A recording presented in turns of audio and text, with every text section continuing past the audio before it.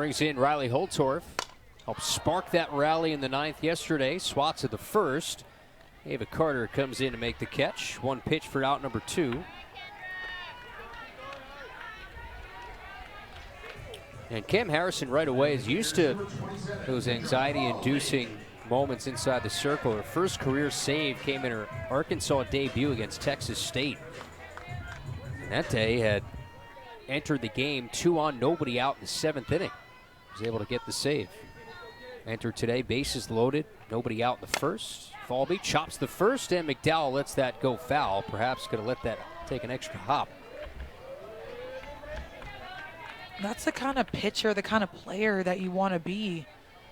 Coach knows what they're going to get out of you. You're reliable. You know, when they call your number, you're stepping on the mound, stepping in the box, on the field, whatever it may be, and you're able to do your job. And if you don't, then get back on your horse and do it next time or contribute it in a different way. Falby's on her horse, as is McDowell. Has to get it over there quickly to get the flashing speed of Kendra Falby. And the inning is over. 1, 2, and 3 go down. And you got back-to-back lefties as Reagan Johnson leads off.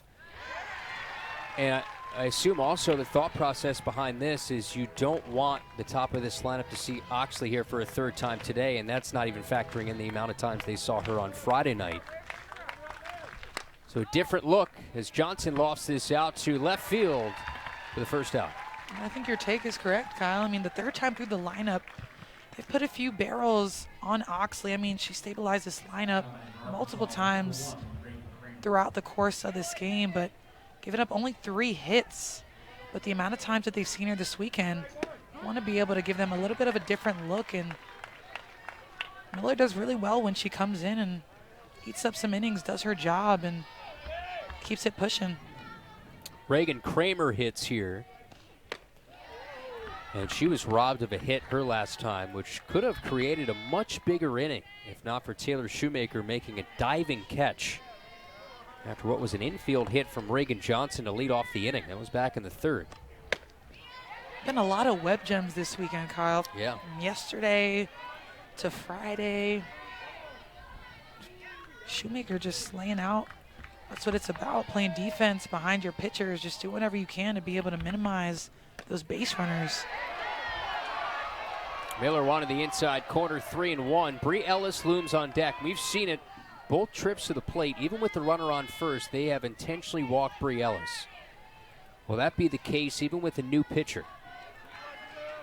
Now you also have a left on right matchup when Ellis comes up. That one misses well inside. Or what's the strategy here? Do you intentionally walk Ellis for a 3rd time? But again, McDowell made you pay last time with an RBI double.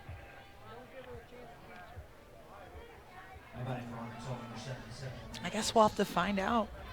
Well, we have our answer as Jocelyn Erickson. This time is in a squatted position, but is in the other batter's box. Perhaps this is a little bit more easy for Miller to send that one in. And I get it. Bree Ellis, arguably one of the best hitters in the game right now in college softball. The 3rd time being intentionally walked has got to be frustrating. I know she wants to hit. She's a gamer. She gets the job done. But Florida just going with strategy at this point to be able to clinch the series and get this win today. I think it's just also a reaction of what you saw yesterday when the Gators didn't necessarily have to pitch to her in the 9th inning. And that was almost the difference until the Gators found a way to come back with 2 outs in the 9th inning. They're just not going to let her beat them in a rubber game. With 20 home runs, is hitting .500, All-American pace. And you have Ella McDowell is on an All-American pace, but you just have to play the percentages here. Although McDowell is about as hot as any Razorback right now. She's just nasty. I mean, multiple hits. 8 hits in this series, Alicia. She's a tough out.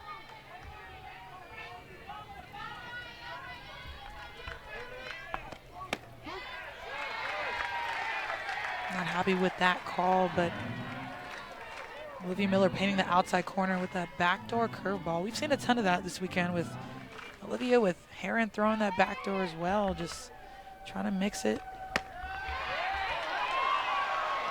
takes off the plate. Miller going back to that backdoor curve, trying to expand the zone. Really good command by her at shifting that back door a few inches to the left to see if she would get that chase from McDowell, but spits on it again and doesn't get the call. 2-1, a rocket into right center field. This should tie the game.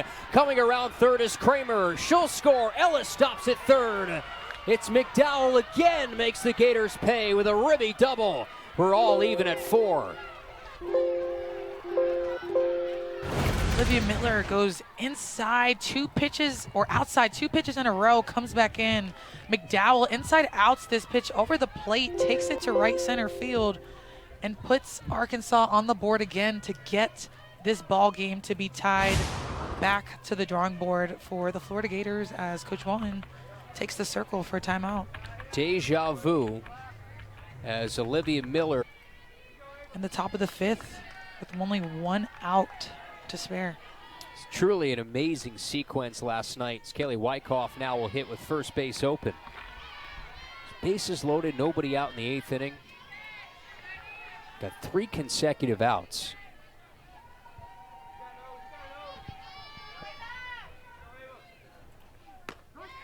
Talk about how balls will accumulate and put runners on, and that's exactly how Kramer got on the base path for McDowell to be able to send her in and get another run. And got to be able to limit those walks, especially when you have teams that hit as good as Arkansas and even the Gators. Limit the mistakes. And this could be a huge series when it comes to talking about hosting. When that conversation gets had in late April and May, who are those teams? Wyckoff, this could get a run in fairly deep as Falby has a decent arm, makes the catch. Ellis tags, the throw is late. Sack flies, the throw gets away. Down to third is McDowell, and the Hogs on top 5-4. Wyckoff has now driven in 3 today.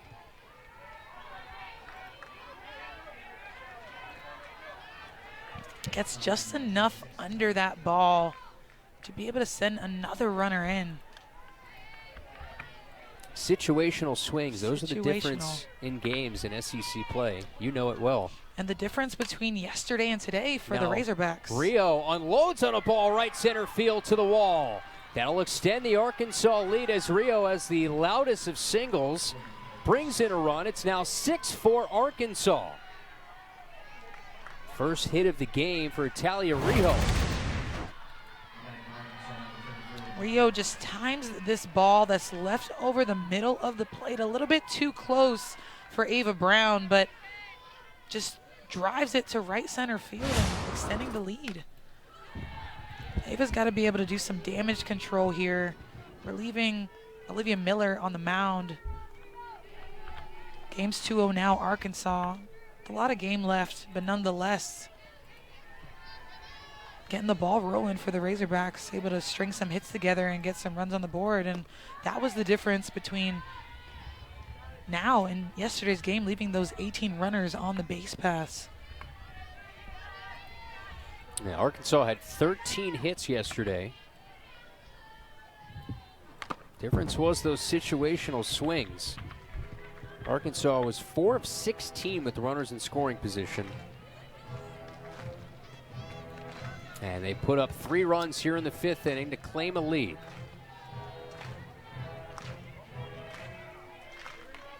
Already have a top 10 series win this year at Tennessee.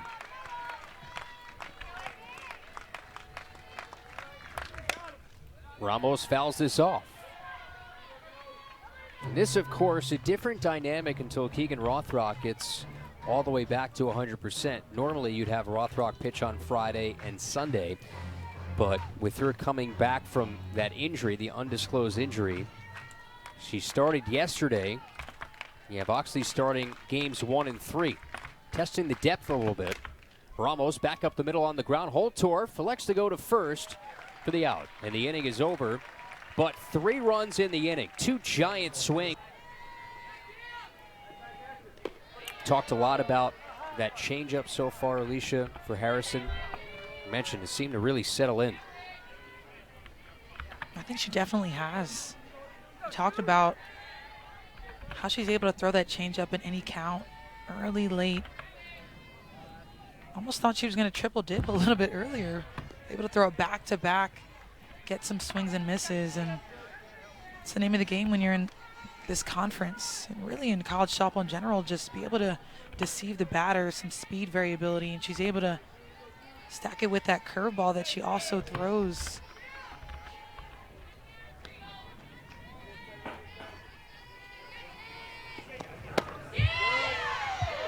Just a little low, 2-1. Been an up and down appearance. It came in bases loaded, gave up the grand slam, but had a 1-2-3 second. A great job getting out of first and second, one out in the third, and then a 1-2-3 fourth.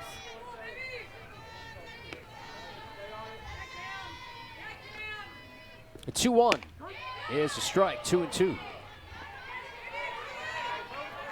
And this would be an inning for the Gators. They have the perfect portion of their lineup up to try and find a way to have a response. They had 4 runs on just 3 hits. The 2-2, count full. Jocelyn Erickson looms on deck. Shoemaker's looking for some stabilization within her bat. Only 1 hit on the weekend, coming from a home run. Swinging missed at a pitch way out the zone last at bat. Payoff pitch is swung on and spoiled off to the left. McDowell, just a long run. That's not something you necessarily see from the Florida Gators. They're typically known to have a really good eye in the box. Sometimes that's an indication of either, well, the pitcher might just be throwing a fuzzy pitch moving throughout the zone, but also could be maybe Shoemaker trying to find herself again. Rockets this to center field. Johnson twists back in front of the warning track. Was on time, but right at the center fielder for the Hogs. And that alone would give me some confidence, knowing that I could piece up that ball straight to center. Sometimes when you're in a slump, and I don't love to say slump, Kyle, but it goes. Sometimes you just need one swing, one good barrel, even if it's an out, to be able to feel good again. Now it's Jocelyn Erickson. Takes that changeup low.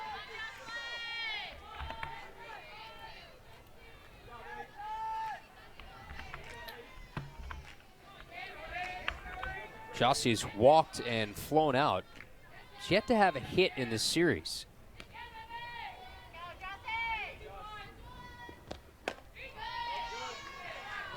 An 0 for 3 on Friday night, 0 for 4 yesterday.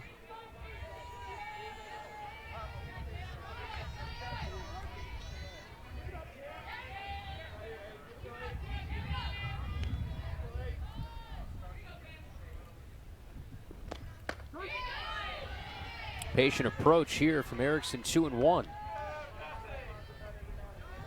You mentioned the Bat Busters connection with a lot of these players. Jocelyn Erickson, also a Bat Buster. Phoenix, Arizona.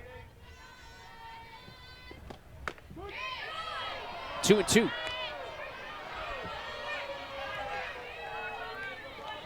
Had an incredible season last year. Set the Gator RBI single season record. 86 ribbies, 15 home runs, SEC Player of the Year, NFCA Division I Player of the Year. 2-2. Stays alive. Harrison really pounding that outside corner to Erickson. Started off with that changeup. Really been just using that screwball, that rise on the outer half, throwing hard. Trying to keep it away from these batters. What does she go to here? 2-2 is a changeup. Lifted deep right field. There it goes. See ya! Jossie goes yard, and the Gators get one back.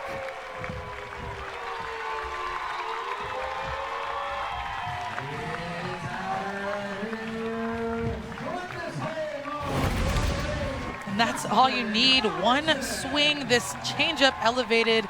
Erickson just drives it as early to right field, and we talk about how she hasn't really been hot in the box, but is getting it done, hyping up the crowd, cutting that score in half. Now Arkansas only leading 6-5 as opposed to 6-4. And now you've got the highly touted Corby Otis, who went yard last night, the grand slam.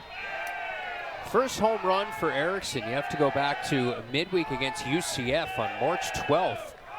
So it's nearing almost a month's time since her last long ball, and that's her first hit in the month of April. Perhaps that gets her going like last night. Gator fans hope that it got Corby Otis going on that walk-off grand slam. There's a great shot yesterday of her on deck when they were intentionally walking Erickson. Of her closing her eyes, taking a deep breath, knowing the pressure of the situation. Bases loaded, 2 outs. It's cliche, but it's what you dream about as a kid, right? That situation of stepping up in that spot and ultimately hitting that epic home run to win a game. It is. A lot of people watching these teams. It just hardly ever actually manifests itself, those situations. Tough as it is to get here and for those situations to happen, but even tougher to be on this stage. I mean, the percentages are so low for young athletes to come here and play at these programs. 2-2 on its way. Otis just got a piece. But it's those big moments that makes these young ladies and these young women want to come to these programs, to be able to step in the box and, like you said, be the one. Because if it's not you, then who is it going to be? That's the kind of mindset that you have to have stepping into the box.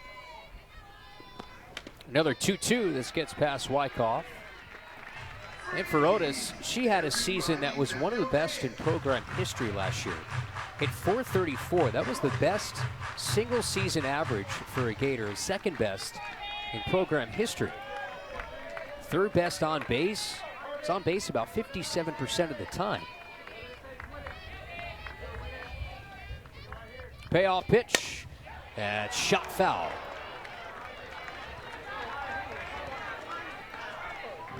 What was so cool to me, the last time that Corby was up and when Reagan Walsh hit the grand slam behind her, is we were all anticipating another grand slam from Corby.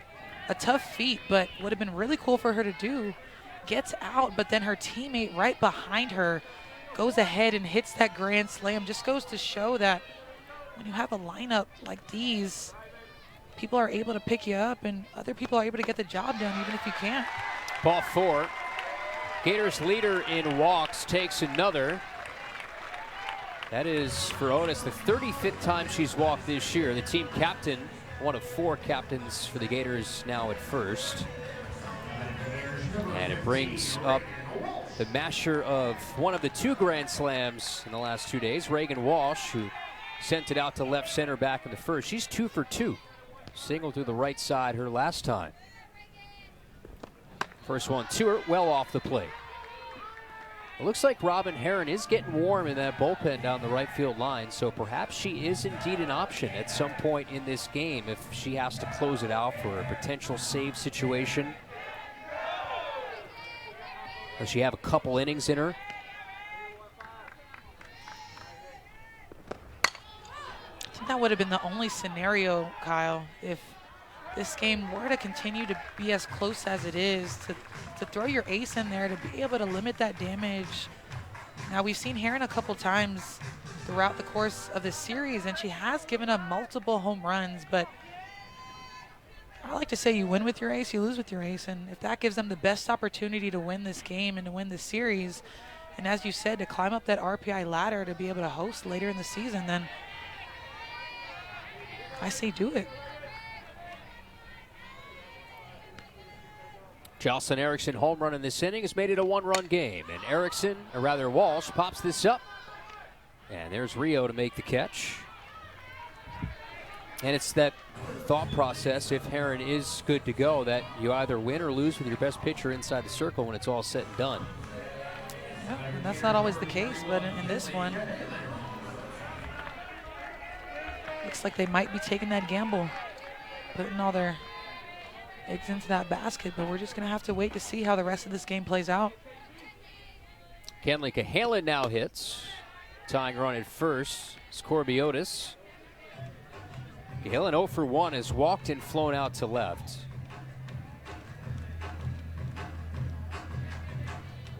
She's 1 for 10 to start April.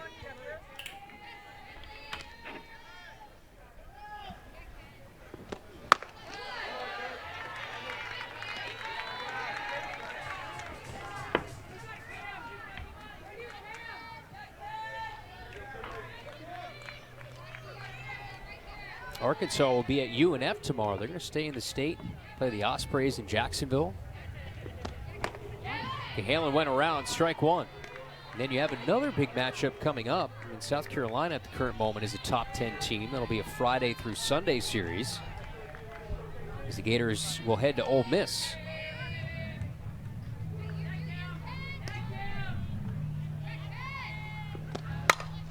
Cahalan lofts this shallow left field, should end the inning. It's 2020 under Courtney Deifel when they out-hit their opponent.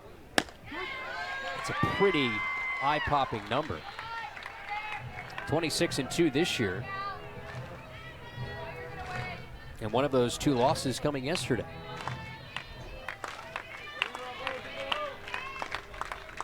Quickly 0-2.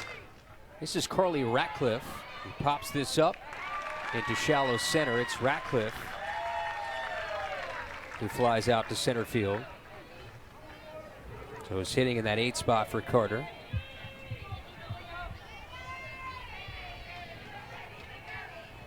Number 14, Carly Davis. Here's now Carly Davison, 0 for 2.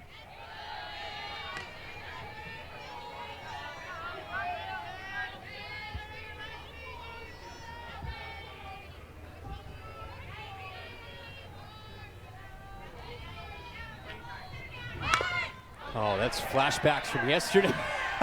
She got ruled out. No, she didn't. But everybody thinks back to yesterday, and that's what started the review when Carly Davison laid down a bunt. And Tom Meyer ruled her out because they said it hit her in fair territory. Now Tim Walton, he's going to want to review this because, of course. Because why not? I think he's got a point. Looks like she was still in the box. No doubt about it. It hit her.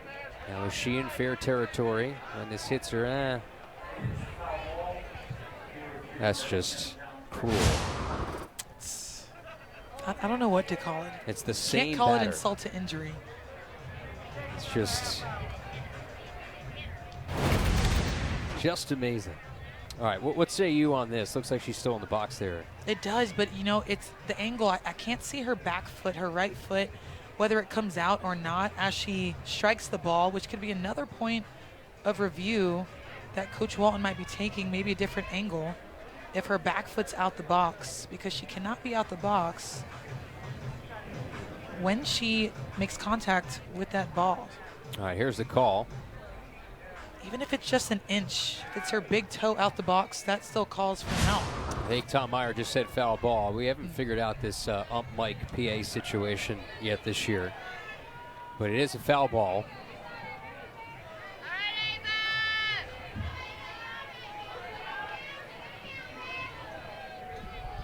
I don't know if I had 30 minutes in me like Eric and Madison yesterday. I already had my keys in my hand. After that bunt, I immediately looked over to you because of the deja vu that I felt. Credit to Eric Freed and Madison Shipman yesterday. They took you through it, did a great job. Davison smashes this to left field. Base hit. That'll turn over the lineup here for Reagan Johnson. That's the first hit from the bottom third of the lineup today.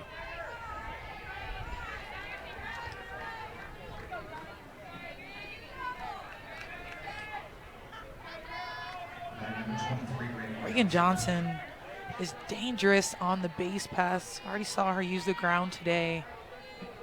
Saw her take a few bases, scored all the way from first. Shows you how much speed that she really does have.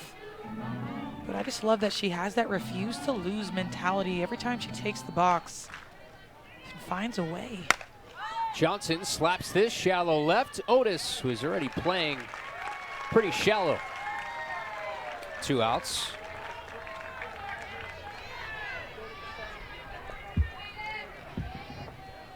Now here's Reagan Kramer. You have Bree Ellis on deck. So this is a huge batter here for Ava Brown, as Arkansas looks for insurance.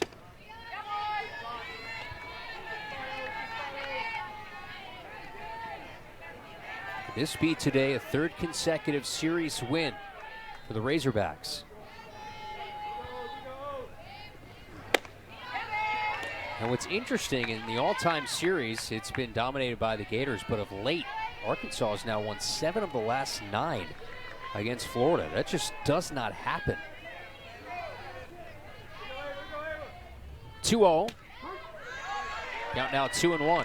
That just goes to show what Courtney Deifel has done with this Arkansas program the past few years. Also, Florida hasn't had the same production on the mound or even offensively that they've had in previous years.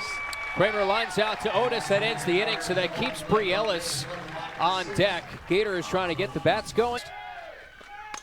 As Williams rips a line drive, base hit center field. Tying run is on base on the first pitch that Williams sees. Sends a scorcher right back up the middle. Well, the last at-bat that Williams had, she struck out on that changeup by Harrison, and she was not going to let that happen again. Goes after the first pitch hard. Drives it right back up the middle. We're going to have a pinch hitter here. Ava Brown is going to be pinch hit for. It's Gabby Comilla who comes to the plate. They share a long chat before Comilla comes to the plate here. And a lot of times that chat is just what they've seen off of the pitcher, give them words of encouragement. But Comilla, in all the appearances that she's had, started off with some pinch hits, gave herself some more opportunities with some DH starts in the lineup, and has been really the trusty steed when she steps in the box. 1 for 3 in pinch hit spots this year. As Harrison deals the first, lays down a bunt in front of home, and that stays in the batter's box foul. And that could also be another reason for the pinch hit when you have a lefty with speed who has a bunch of different tools, able to get that bunt down and try to time up that game, because that's really all that Florida needs right now, is to be able to push one and then push another. Well, now Comilla doesn't have a successful sacrifice this year. Corners are in, and time is called. Crowd starting to get into it after that first pitch swing from Mia Williams. Down a run. Comilla lays it down. Stays fair, throw over to first, so Comilla lays down the bunt, gets the job done. Williams, as the tying run, heads to second. Now it's the number 9 batter, Riley Holtorf. Yesterday for the Gators was a nice bounce back with runners in scoring position after going 0-for on Friday night. Really nice bunt by Comilla right in front of the catcher, Wyckoff, but gets the job done. See if they can complete this trifecta of getting them on, getting them over, and hopefully for the Gators, getting them in. Holtorf is 0 for 2. In her grad year, team captain, and this is just her first year as a Florida Gator. Does she have a big swing in her on a 1-0? Swing and a miss. That just speaks to who you are in the locker room, as opposed to just the product that you can put out in the field. First year captain, a transfer from Washington. Just be able to foster those environments, those competitive but also key in leadership roles. And in the count now, 2-1. One of the hotter hitters for the Gators entering this series. Entered on a 6-game hit streak. Harrison, the freshman, tying run at second base on a 2-1. 2-2.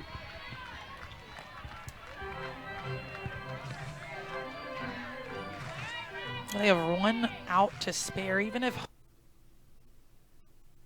a allows Mia Williams to advance on the sack. You have Kendra Falby at the top of the lineup, who almost always gets a barrel behind the ball. Harrison on a 2-2.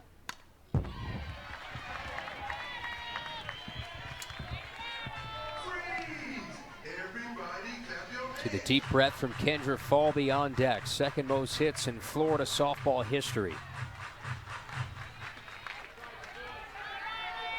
She most likely will get up in this inning, barring some crazy double play.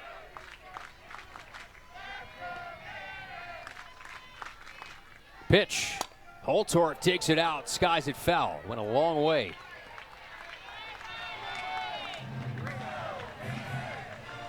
Holtorf this year just 190 with runners in scoring position.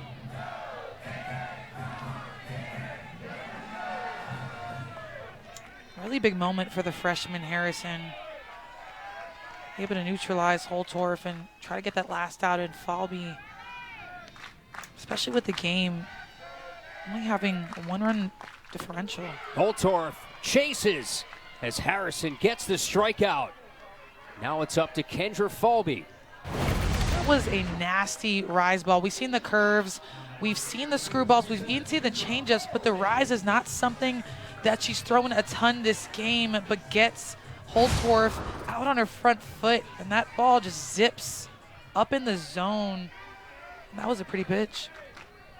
Third strikeout for Harrison. Here's now Kendra Falby. The infield creeps in for the lefty slapper. Tying run is at second base. If Falby can get on, Shoemaker is on deck. Gators now 1 for 5 today with runners in scoring position.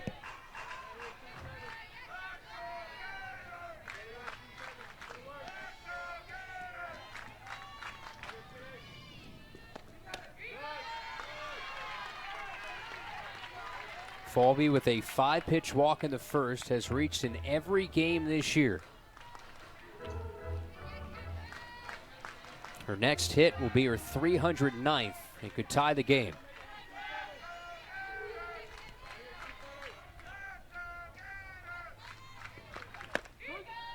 Two and one. Also another team captain. The one word that Tim Walton used with me on Friday when talking about Kendra: confidence. Completely different player in this her senior year, and it's showing in the numbers. An All-American pace.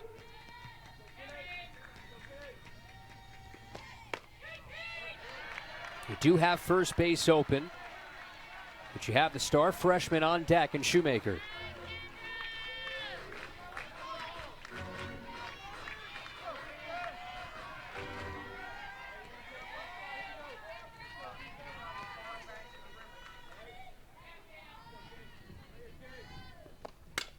Falby, left side, Rio, quick throw, in time, no! It was close. Courtney Deifel was right there and immediately says, I want to look this over. Anthony Small made the call at first base. Bang, bang. Is there enough to overturn this? There was no hesitation from Rio. Oh, man, that thing is bang, bang as it gets. Look at Ellis. I think that is, it's cliche. Tie goes to the runner, but I don't know. She's safe. I think, and I'm not just saying it because I'm a little biased, but whatever the call's on the field. So if Anthony Small says out, I don't think he can overturn it. But if you say safe, same situation.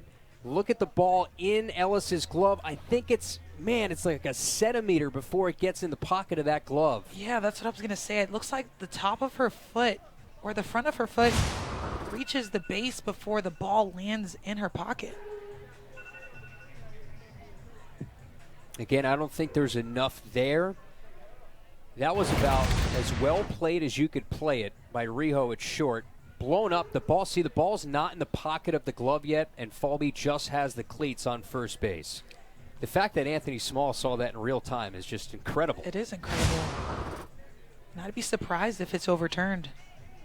All right, here's Tom Meyer with the call. After reviewing Birmingham, the call on the field is upheld. Runner is safe. So the replay review goes to Birmingham. They have a few extra looks at it that we don't show you on the television side. Boy, nobody else is safe besides number 27. That's it. At least on the Florida roster. On the Florida roster. I was going to say Johnson has a really her good too. chance, but just the way that this Razorback defense was already pinched in for a Kendra Falby chopper and not able to get that because of the speed that she has is impressive. But that changes the game. Now you've got 2 runners on, but still the ability to now even go to 3, 2, or 1 for the last out of the game with the force. Or excuse me, the inning. So now, go-ahead run is at first. Tying run at second is Mia Williams. Led off the inning with a single. There are 2 outs and a 1-0. Right down the middle to Taylor Shoemaker, who was walked, struck out, and her hardest hit ball, aside from the home run of the weekend, came her last time up in the 5th, a line drive to center.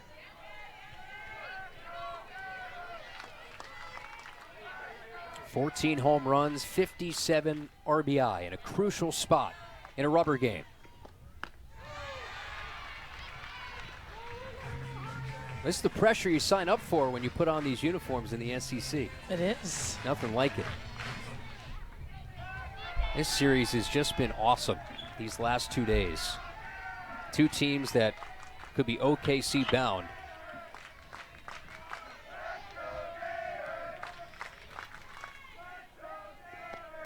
Shoemaker, high drive, left center field. Johnson back to the wall. She's got it. Oh, a game-saving catch.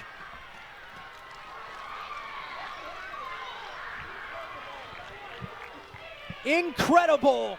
And you almost knew she was going to piece up a ball in that at-bat just solely because of how she looked in the last at-bat. But really, really nice play by Johnson. Athletic, her ability to track that ball down, use her glove to shade the sun, and then just jump up and make that snag to be able to save the game. That would have been a huge momentum shift in this ball game. Now playing to the Razorbacks' favor. Ellis is saying, "What's this?" Pitches around the zone. She's been walked intentionally 3 times today, even with the runner on base. She's had a runner on first each time she's come up, and she's been intentionally walked all 3 times. So the Gators electing to put multiple runners on instead of facing her. 1-2 pitch, got jammed. Lines that foul. Boy, if there's ever a need for insurance after what happened yesterday, had a 1-run lead going into the bottom of the 9th. You have the core of your lineup up. Ellis with 20 home runs. The red-hot Ella McDowell. Kaylee Wyckoff all due up against Ava Brown.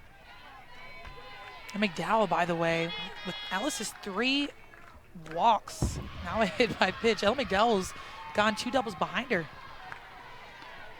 So Ellis gets hit. They were really trying to test that inside corner.